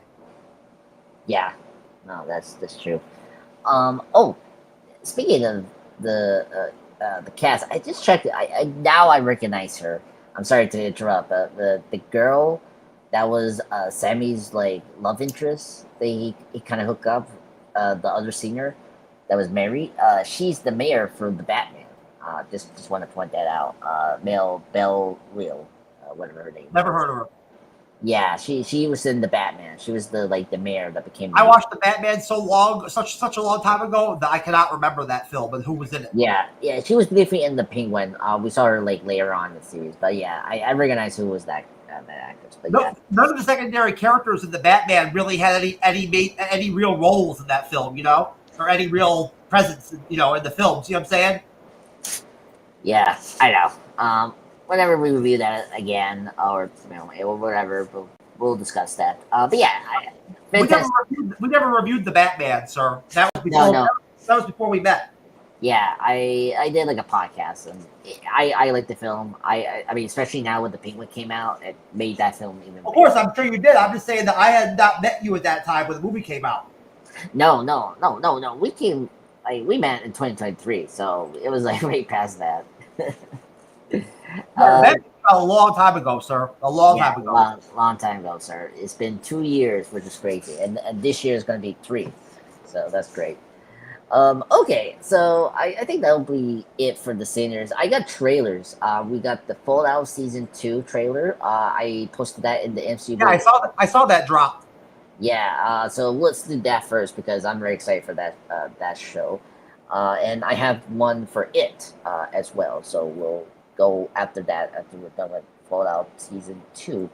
Apparently, what was it? I wonder where other TV shows were coming out at the end of the year. What else is coming out? Let me watch this. Let me pull something out and see what else is coming out.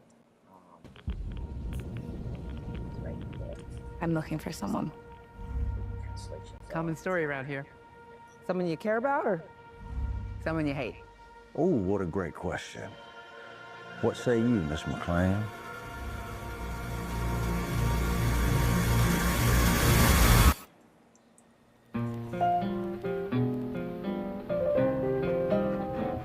Why would my dad go to Las Vegas?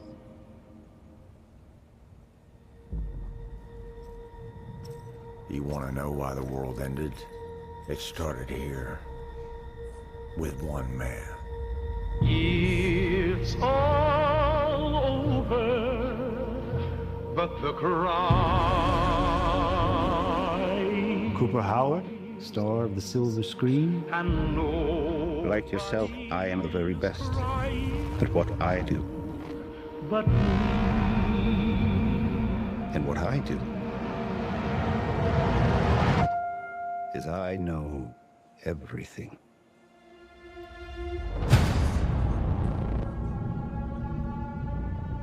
I know there's a war coming.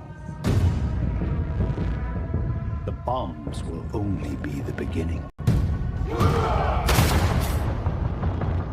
My concern is that you would do just about anything to save your family. I think you are actually quite a violent man. You just don't want to kill me yet.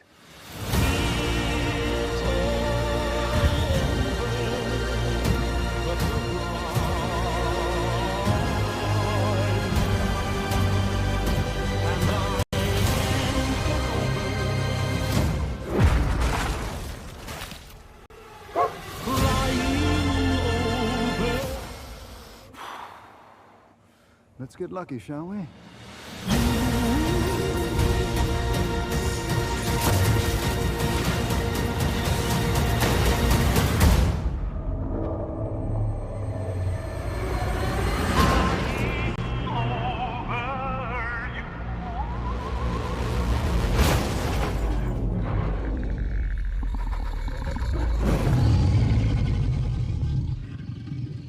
I defer to you about what to do in this situation.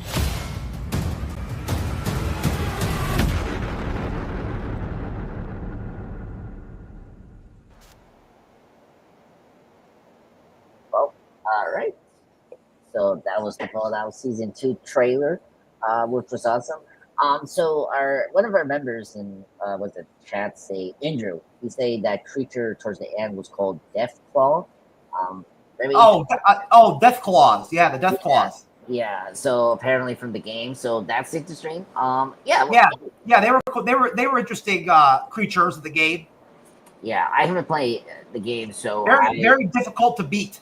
As an opponent. They're the most dangerous enemy that you run into, I think, in the game. Okay, yeah. Besides the crazy zombies as usual. No, the Death Claws are the worst. They're the most dangerous. Yeah, I try to remember when we were getting to when the show came out. I was like listening to like a lot of the like bio. There's no zombies in Fallout. It's there's gangs. You fight other gangs. You fight a lot of gangs and stuff like that in the wasteland. There's gangs, weapons and shit like that you have to fight. In terms of creature, and then there's robots too that you have to fight. There's robots. Robots. Robotic weapons and things like that. Like they showed in Fallout Season 1. Like Mr. Happy. Machine gun robots and stuff like that. And then there's creatures like Death Claws. Yeah, that's true. I guess ghouls. The one that like. Okay, there's ghouls, but they're not zombies. Yeah. I was forgetting their names. But yeah, it's been a while to remember the names. But yeah, so. I thought the trailer was good. I'm very excited to see the show again, to review it with you guys. We'll definitely have to be in the schedule. Anytime we can review a show that's good for more than one season, I think that's awesome. Yeah, and the first season was great. We reviewed it last year, and it was amazing. So yeah, I know you. I knew you that you really enjoyed it. I knew you had said that when we did it. Yeah.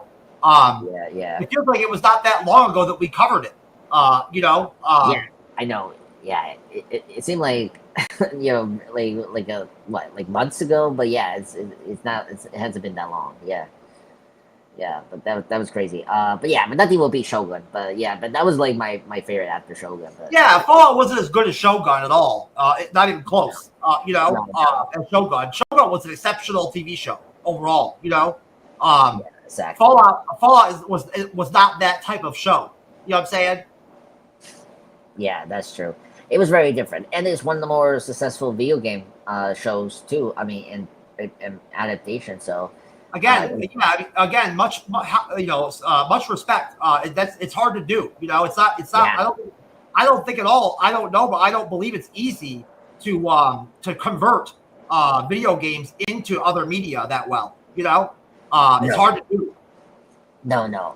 It's really hard to do. I mean, they're still working out, the formula, but like, I think we're getting there. But yeah, it's taking a while for it to be, consistent. And then if you do it and you fuck it up, that's it. There's no do-overs. You know what I'm saying? You can't. Nobody's going to go back and make the show again. You know what I mean, or whatever. Or make the movie again. Yeah. At least not anytime soon. You know what I mean? So you kind of fuck the franchise, or whatever, right there, from at that point, like Halo, the Halo TV show, was not good, and I didn't watch season 2, but I bet it was terrible, and it's really unfortunate because the Halo video games are fucking awesome, and that story, those characters, that lore, the Halo lore, is really deep and like really interesting, Yeah. Like I've read several of the Halo novels. They're really great books, but that show is not good. Was not good, Yeah, I heard. Yeah, you brought it up before. It was not good. I know that what was the chief. They took off his mask, which was a big no. So yeah, I didn't care about them taking off his mask. It's they made a lot. They made some major changes, to Halo the games, lore and universe, for the show, and the way that they made those changes was not done well. yeah, It didn't help the show at all. yeah. I don't know what they did that like didn't do well, and I haven't played Halo or stuff like that, so I'm very surprised they got through 2 seasons of Halo. So I got. Oh, you never played Halo? No wonder you don't know anything about the lore,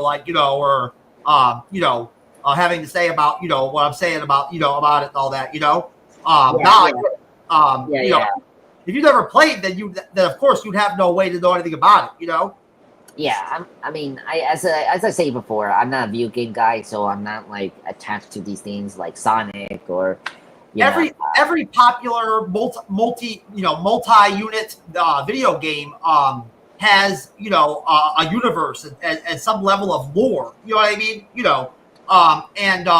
Halo was so popular, it had so many games that their universe expanded into creating novels and everything for their universe. You know what I mean?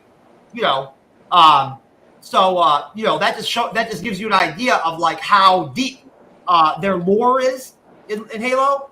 That they made like 20 novels. Yeah. As usual with these IPs. But yeah. One day I'll look at some of the like Halo in-depth analysis and see hear what kind of universe they have. I sort of know it, but that is not. It's very simple with Halo. Like the story of Halo is very simple. Humans, have to fight a war with an alien race. You know what I'm saying? It's that kind of story. That kind of deal. You know what I mean? And it's in the future. With futuristic technology.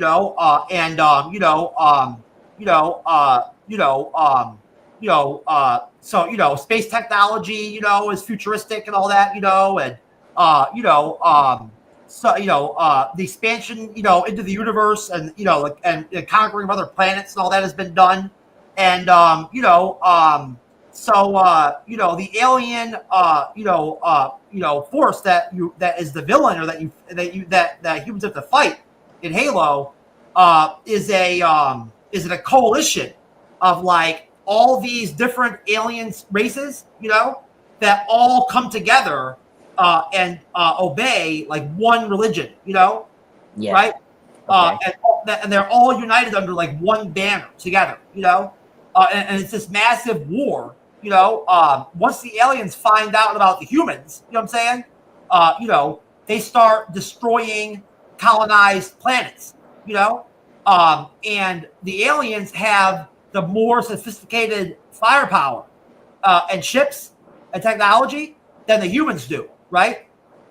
So the humans in the military create the Spartans, right? The super soldiers of Halo, Master Chief, right? To fight in the war against the aliens. Yeah. Okay. That's interesting. And the Spartans, right? Master Chief are enhanced humans, that are bred from child age to fight, and they're enhanced with scientific enhancements to their bodies, Okay. So they're super strong and durable and stamina and fast and all that, and they're so efficient, and trained that when it comes to fighting, in war, that one Spartan, one unit of Spartans, a team of like 4 or 5 Spartans, is capable of taking on 10,000 alien soldiers, or whatever, right? Okay. Like they're that good, Yeah. Oh wow. Okay. And Halo was in Paramount Plus. Okay, And like and it within Halo, there's all these really awesome and really interesting like space naval battles and stuff like that happen. Ship on ship battles and stuff like that. okay.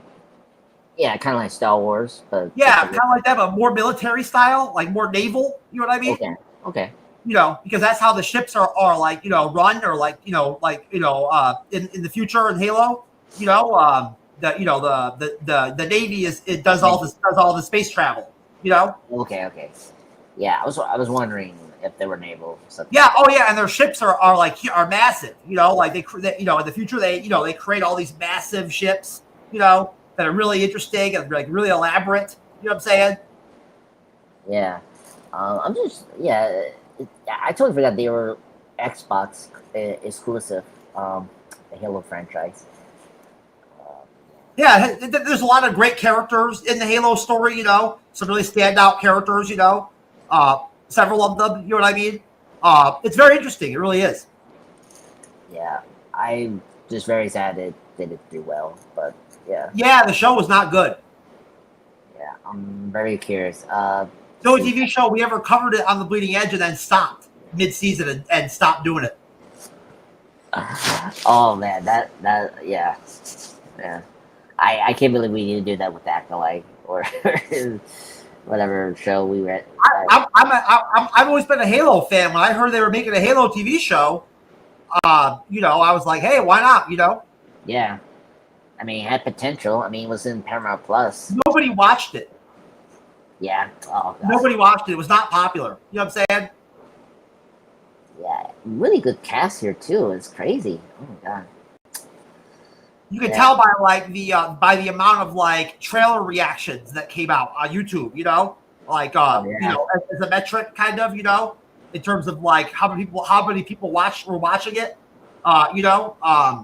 there was only a handful of trailer reactions that came out when the show came out. Yeah, I saw the trailer. I mean, because the trailers didn't I don't think it really show you the potential of the show. The trailer reactions aren't as popular like overall now as they used to be during the heyday of the MCU. Now that the MCU and the superhero genre has fallen off, the whole that whole popularity of trailer reaction videos is not there. No, it has changed quite a bit. Yeah, I mean, unfortunately, because we were just getting a lot of crap for the superhero films like this decade, unfortunately, and it's been. Well, yeah, I mean, the only way to create an environment where trailers are so in demand and so exciting or whatever, and popular that people can react to them, and 10, 15, 20, 50,000 people will watch the reaction. You know what I'm saying? The only way to make that happen is to make good movies or TV shows at the same time, consistently. You know what I mean? So that the trailers are popular. Yeah, I know. And you got to make good trailers, and Marvel's always made good trailers. Yeah, they did. That's what they've always been good at, no matter what, is making good trailers. Yeah, I think does not matter what a complete fucking total shitbag of a movie they make. The trailers are still popular, still positive. They're still good.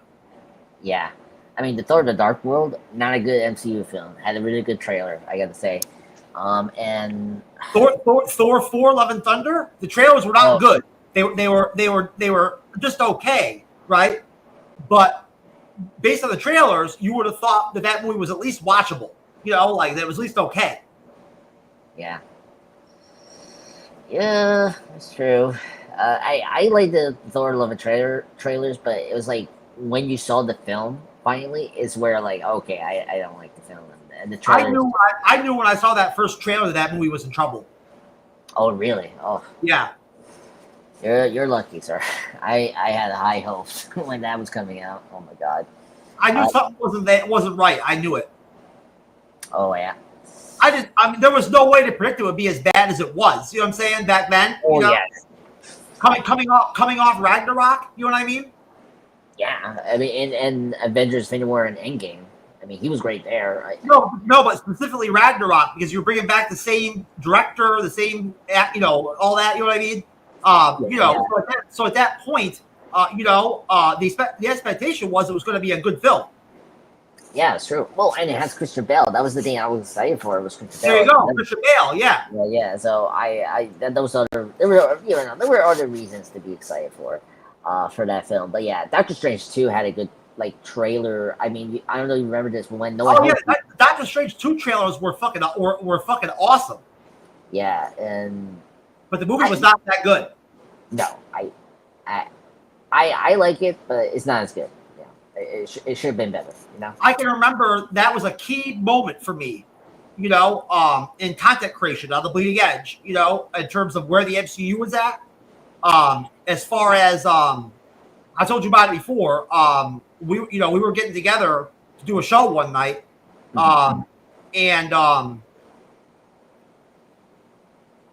in the studio before the show, Lord Deathman from the Podcast of Champions and Renee, Loki's mom, that used to guest with us back then, were there, and they had both just seen Doctor Strange 2, and both of them equally, but at the same time, both of them, equally at the same time that night, were very much in the same place of being coming off watching the movie, being very much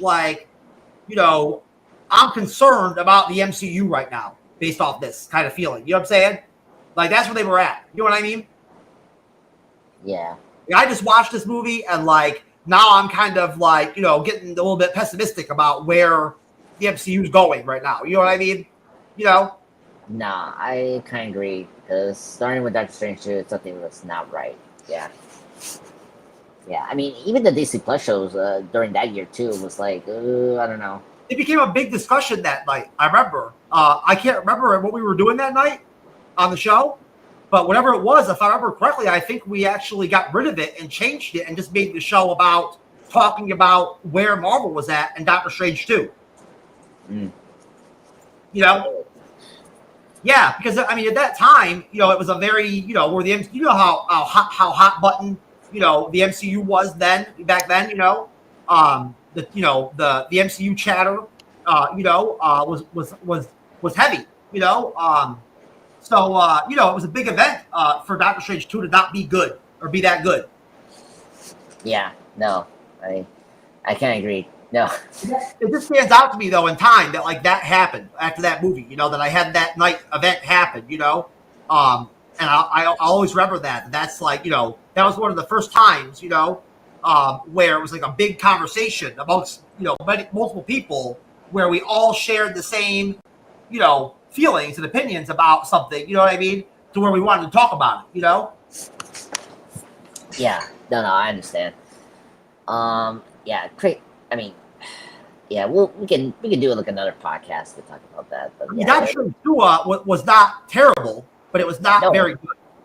And and especially with the trailers being that good, and being that big of a deal, right? I remember everybody was pumped for Doctor Strange 2, Yeah, and to bring up and before we get into it, but to wrap up, you have to remember it was also connected to Disney Plus show with WandaVision, because we're gonna get Scarlet Witch.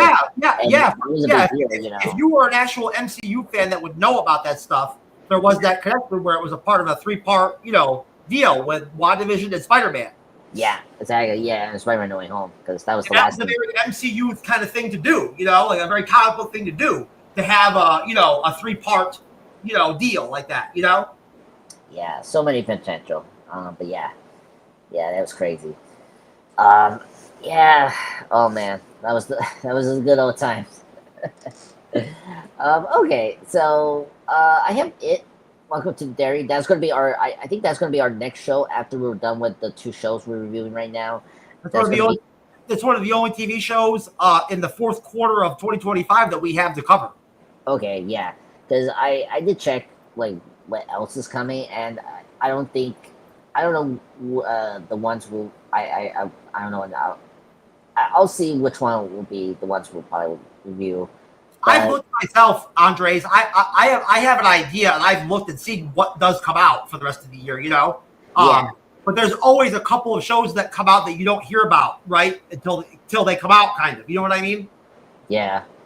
Yeah, there's like 1 or 2 I heard right now. Like, I mean, some of them is just already passed. Like The Pit, I heard that was a good one.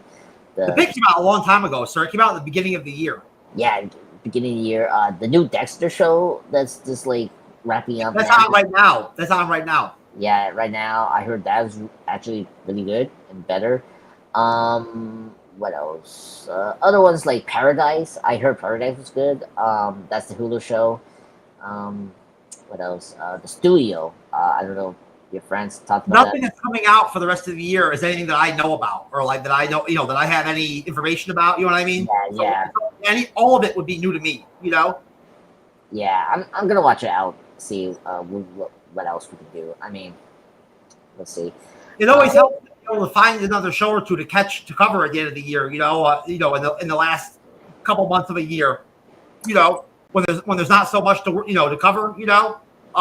So just keep your eyes open. You know what I'm saying? Because like I said, there's always stuff that does come out that you don't really hear about at all. Yeah, that's true.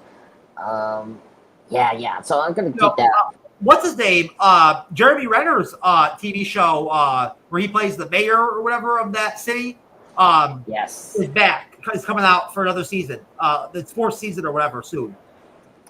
Yeah, and is that in Paramount too? Yes, I believe so. I think it's on Paramount Plus. Yes. Yeah.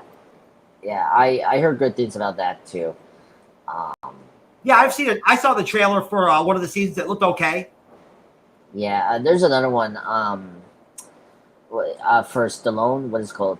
Tulsa King. I heard that was good. Yeah, Tulsa King. Yeah, I heard that one. Obviously, Renner is physically capable of acting. Still or whatever. If he's been making that TV show this whole time. Yeah, I mean, I try to remember. I think season 2 or 3. It was between the accent, right? Like in between the seasons. At right? some point during the show, there must have been a part where he could not work. You know what I mean? Yeah. But somehow they've managed to make 4 seasons of the show with him in it. Yeah, which is crazy. Because he's the main character, Yeah, thank goodness he's alive. I like him as actor, so I'm very happy.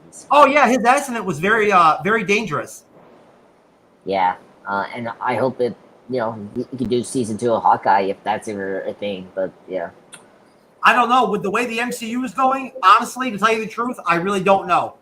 No, I don't know either. I mean, just because it was heavily rumored there for a while, and some of the well-known, social media, people or whatever, have talked about it and confirmed it and all that stuff, does not mean at the end of the day that Marvel Studios is going to make it. Yeah, Mayor of Kingstown. That's the. Yeah, Mayor of Kingstown. Yeah, it's 4th season. Go ahead. Sorry. Its 4th season is going to premiere on October 26th, 2025. There you go. Yeah. No, I've heard of Tulsa King. I don't know how good it is. But I like Sly Stallone. I'm sure it's an okay show. Yeah. I mean, it's the same creator that did Yellowstone, so I mean, Jason Momoa is making that new is in that new Hawaiian native Hawaiian TV show. Was it the Chief of War? It's called. It looks just like the TV show he was on on Apple. Like no different. Yeah. See, it's called from Apple Plus TV. Okay, let's see. Yeah, see, and then the Chief of War just came out. I think Chief of War is in Apple TV Plus. 5 episodes they have. That's interesting.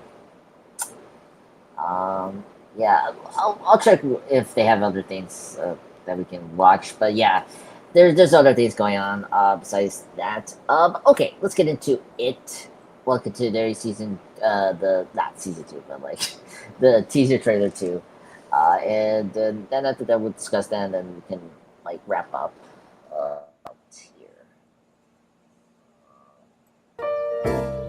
My family and I just moved to town, and we're looking for things to fill the place. So how are you adjusting? Things are certainly different here. Things to fill the place. So how are you adjusting? Things are certainly different here. Derry is a beautiful place, but things do happen from time to time. Well, either you're closing your eyes to a situation you do not wish to acknowledge, or you are not aware of the caliber of disaster.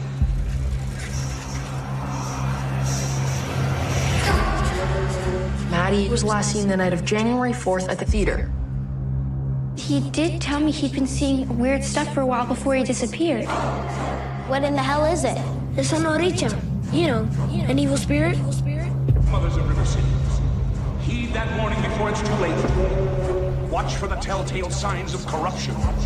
The minute your son leaves the house. We have to tell someone. No one's gonna believe us. Most people, they only believe what they can see with their own eyes.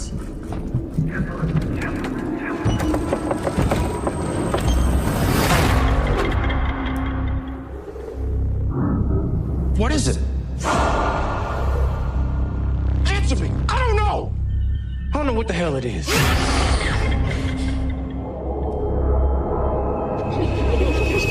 People in this town, it's like the devil sent them.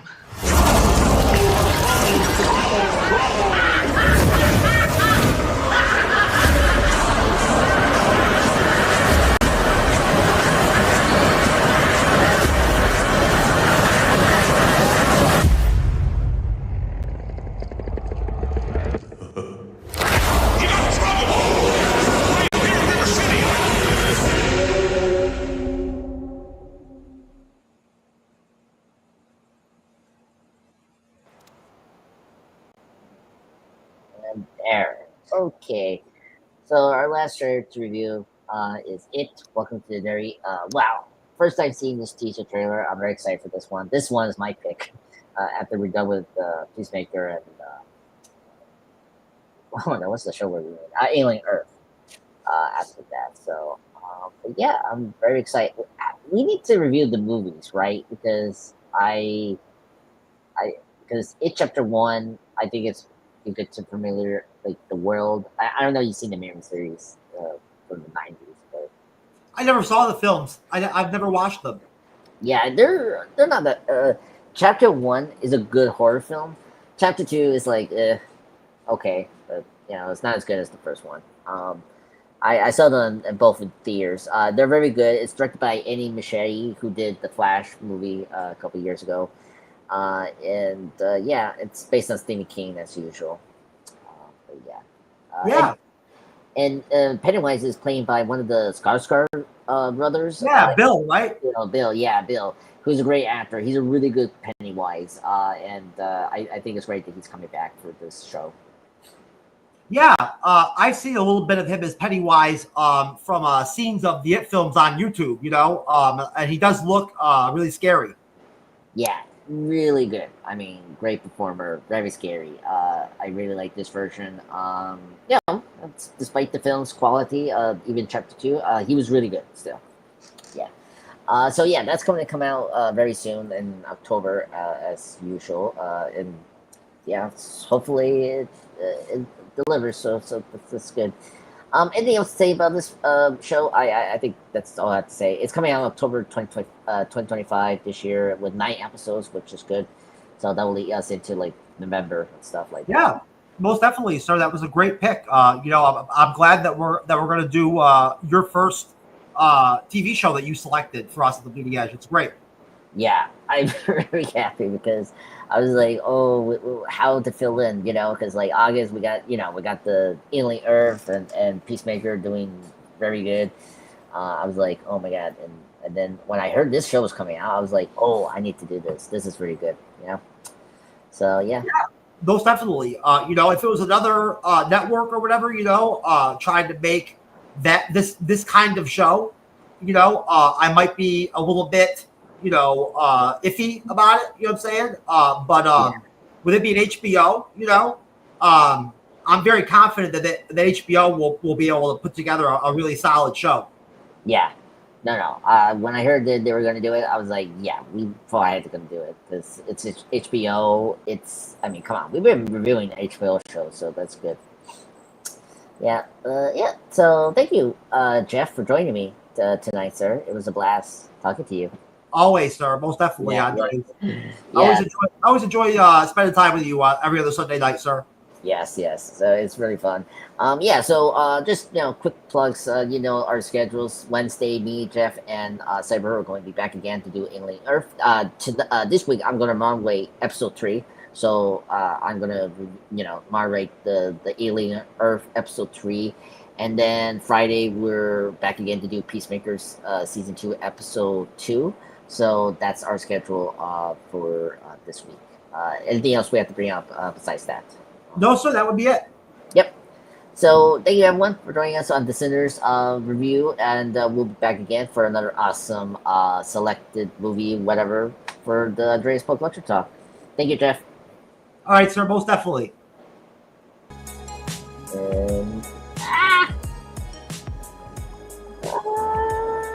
And